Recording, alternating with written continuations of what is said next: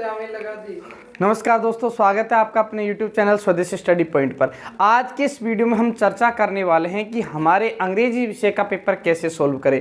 आप सभी को पता है कि 31 मार्च को कक्षा 10 का अंग्रेजी विषय का पेपर है और जो हमने अब तक पढ़ा है उस पढ़े हुए को किस प्रकार लिख के आए कि हम अच्छे से अच्छे नंबर बोर्ड परीक्षा में प्राप्त कर सके। तो मैं बात करता हूं कक्षा 10 की, और कक्षा 10 का जो हमारा अंग्रेजी विषय का पेपर है वो 4 पार्ट में डिवाइड आएगा, जैसा कि आप सभी को पता है।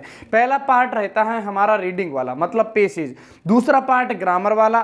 तीसरा पार्ट रहता है हमारा क्वेश्चन आंसर वाला, और चौथा पार्ट रहता है हमारा कंपोजिशन वाला। अब इन 4 पार्ट में ये हमारा पेपर डिवाइड है, और जो पेपर का जो समयावधि रहेगी वो इस बार कम रहेगी, और वो रहेगी 2 घंटे 45 मिनट। तो हम किस प्रकार लिखें, किस प्रकार पेपर को हल करें कि हम अच्छे से अच्छे नंबर, मतलब 90 से ऊपर या 95 से ऊपर अंक प्राप्त कर सकें, तो उस सारी रणनीति को आज मैं आपको इस वीडियो में बताने जा रहा हूं। तो इसलिए वीडियो को अंत तक देखना।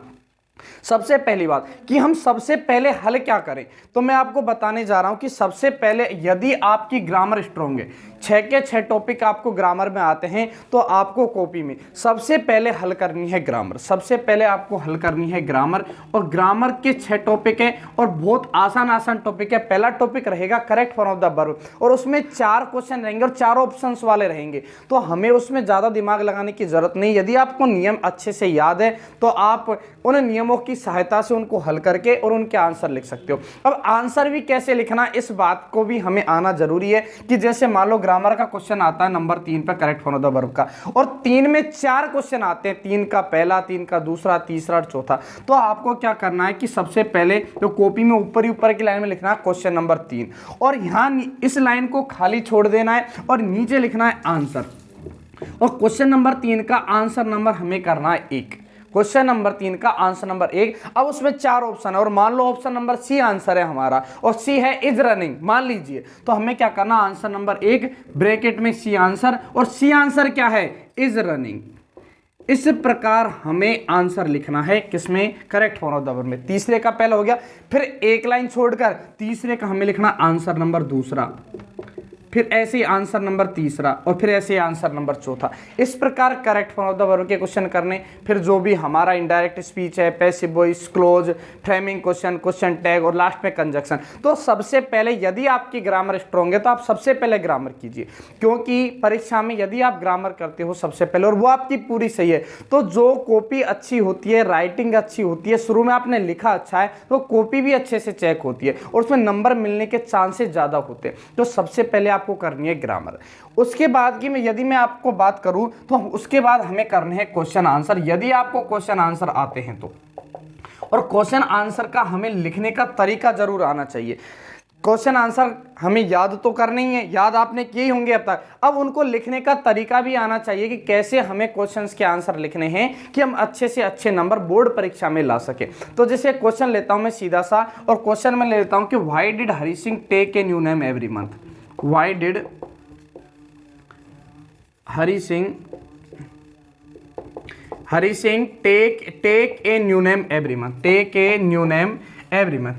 ये क्वेश्चन है हमारा द थीव्स स्टोरी पार्ट का, कि हरी सिंह हर महीने अपना नया नाम क्यों रखता था। हरी सिंह हर महीने अपना नया नाम क्यों रखता था, तो देखो इसका आंसर हमें कैसे लिखना। तो एक बात ध्यान रखना, यदि हमें क्वेश्चन पास्ट में पूछे तो आंसर पास्ट में देना है, और यदि हमसे क्वेश्चन प्रेजेंट में पूछे तो आंसर हमें प्रेजेंट में देना है। अब इस क्वेश्चन को देखो, और क्वेश्चन को देखकर हमें पता लगेगा कि डिड इसकी हेल्पिंग वर्ब, डिड आती है पास्ट टेंस में, तो हमें आंसर भी कौन से टेंस में देना है, पास्ट टेंस में। अब वाई से क्वेश्चन चालू हुआ या किसी से भी चालू हो, हम क्या करते हैं आंसर लिखते समय हेल्पिंग वर्ब तक का वाक्य छोड़ देते हैं और सब्जेक्ट से आंसर लिखते हैं। तो सब्जेक्ट कौन है बताओ, हरी सिंह। तो देखो आंसर कैसे लिखेंगे, हरी सिंह।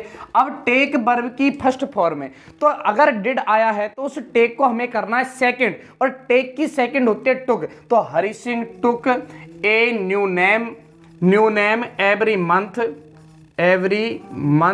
और उसके बाद यदि मान लो क्वेश्चन वाई से चालू हुआ है तो हमें आंसर चालू करना है बिकॉज से। क्यों रखता था, क्योंकि भैया उसको क्या करना था कि पुलिस से और अपने जो पहले के मालिक होते थे उनसे बचना होता था।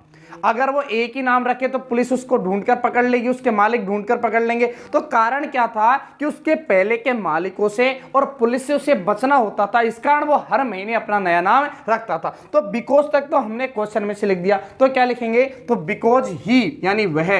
अब आंसर हम पास्ट में दे रहे हैं तो पास्ट में लिखना वांटेड, वह चाहता था, ही वांटेड, वो क्या चाहता था, टू कीप अहेड, दूर रहना, टू कीप अहेड किससे, फ्रॉम द पुलिस, एक तो पुलिस से, from the police, from the police, एक तो पुलिस से दूर रहना चाहता था, एंड हिज फॉर्मर एम्प्लॉयर्स, और अपने पहले के मालिकों से भी वो क्या रहना चाहता था, दूर रहना चाहता था, एंड हिज फॉर्मर एम्प्लॉयर्स। तो इस प्रकार से एम्प्लॉयर्स, इस प्रकार से हमें क्वेश्चंस के क्या देने आंसर। तो मैंने क्या बताया, सबसे पहले ग्रामर, उसके बाद आपको करने हैं क्वेश्चन आंसर, और तरीके से सोच समझकर धीरे धीरे दिमाग लगाकर और धीरे से हमें क्वेश्चन आंसर करने। उसके बाद हमें करनी है कंपोजिशन। कंपोजिशन मतलब सबसे पहले आपको लेटर, और मैं पहले भी बता चुका हूं, लेटर नए पेज पे करना है। बीच में जैसे मान लो कोई क्वेश्चन कॉपी में आधा यहाँ हो गया तो यहाँ से लेटर लिखना चालू नहीं करना, नए पेज पे हमें लेटर करना है। लेटर करने के बाद आप कर सकते हो स्टोरी या पैराग्राफ, स्टोरी करनी और लास्ट में पैराग्राफ किया, और उसके बाद लास्ट में हमारे बच जाते हैं पेजेस। और जितने भी हमारे, क्योंकि दो तो आएंगे अनसीन पेजेस, दो सीन पेजेस, दो पोइम के स्टैंजा, इनको हमें अंत में और धीरे धीरे आसानी से कर देना है, और इस प्रकार पूरा पेपर हमें हल करना है। मैं एक बात दोबारा बता रहा हूं, कोई भी क्वेश्चन हमें छोड़ना नहीं है, क्योंकि कोई भी क्वेश्चन जब हम छोड़ देते हैं तो उसमें बिल्कुल कोई नंबर नहीं मिलता। लेकिन यदि हमने कुछ भी लिखा है तो मान लो टीचर का थोड़ा दिमाग सही रहा और वो आपको, अगर उसने चाहा तो उसमें कुछ ना कुछ तो वो देगा। तो अंग्रेजी में या किसी भी विषय में हमें छोड़ना बिल्कुल नहीं है। सबसे पहले ग्रामर करनी है, उसके बाद क्वेश्चन आंसर करने, उसके बाद आपको कंपोजिशन करनी है। लेटर आप 4-5 लेटर तो याद कर लीजिए, बाकी सभी का फॉर्मेट आपको आना जरूरी है। जैसे एडिटर को लिखे तो उसका फॉर्मेट क्या होता है, सबसे पहले सेंडर्स एड्रेस, फिर डेट, फिर रिसीवर्स डेसिग्नेशन, फिर उसके बाद सब्जेक्ट, फिर जो प्रारूप होता है वो सारा हमें प्रारूप आना चाहिए, बाकी हम खुद बना सकते हैं। तो आप लेटर 4-5 याद कर लीजिए, बाकी सभी के प्रारूप आपको आने चाहिए। स्टोरी में आउटलाइन देगा, आउटलाइन से बनाना आप पर आता होगा। वैसे मैंने जो बच्चे मेरे से पढ़े उनको सभी को सिखाया है कि आउटलाइन से स्टोरी बनाते कैसे। और उसके बाद आप कीजिए पेसेज, क्योंकि पेसेज लास्ट में इसलिए करना है क्योंकि पेसेज हमारे लगभग 5 से आएंगे पोइम के स्टैंजा मिलाकर।